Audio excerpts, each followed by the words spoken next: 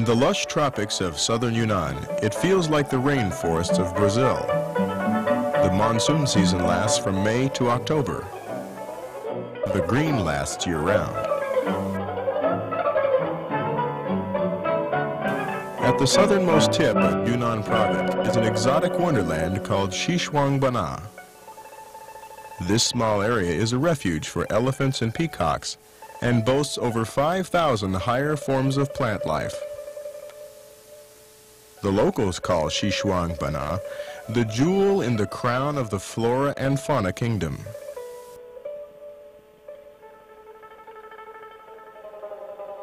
Over the centuries, at least 13 different minority people groups have settled in this choice land. The collage of cultures in just one marketplace fill a tourist's photo album.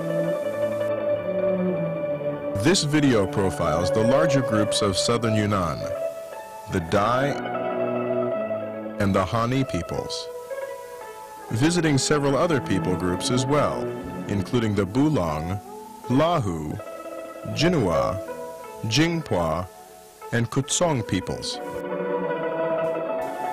This exclusive footage is meant to give you a push off the dock, so come along as a tourist with a missionary mind and heart.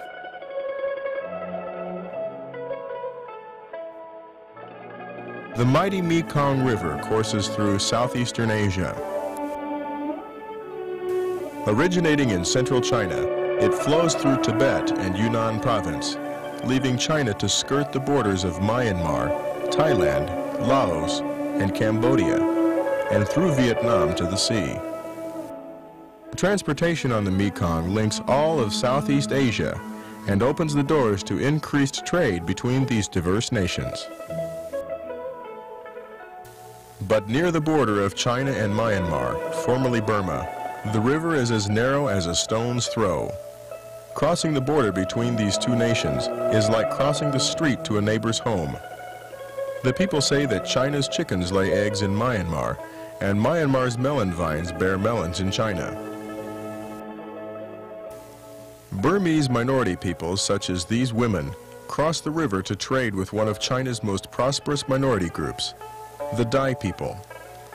The Dai are interested in novelty items from Southeast Asia, such as cosmetics, women's fashions, and cigarettes from Hong Kong.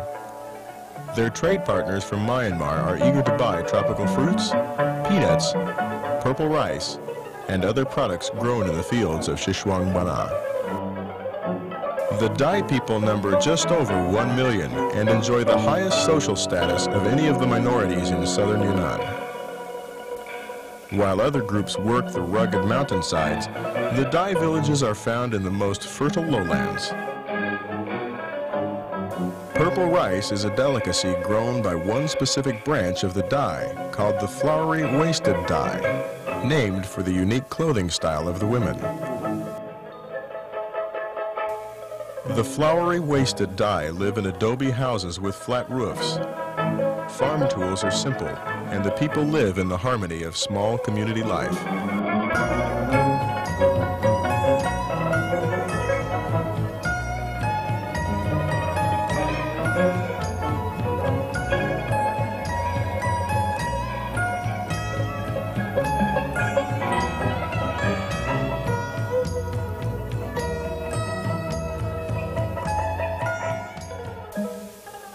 A short trip up the river leads to another kind of Dai village. This branch of Dai people is called the Water Dai. The majority of the Dai belong to this subgroup. Some build homes on bamboo stilts in the swamps of the Mekong River. Life in these villages is adapted to the true climate of the tropics.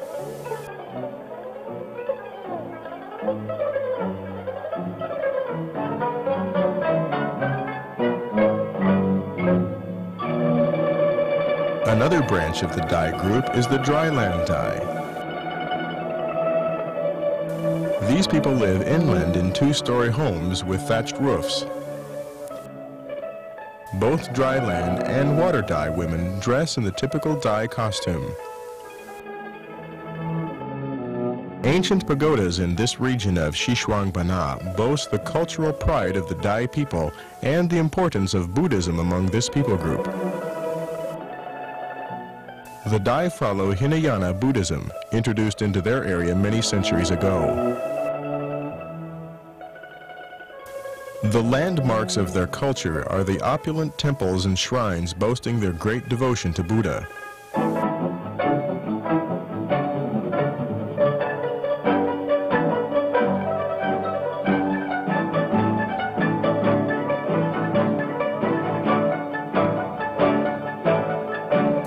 Daily temple rituals demand observance by all members of the community.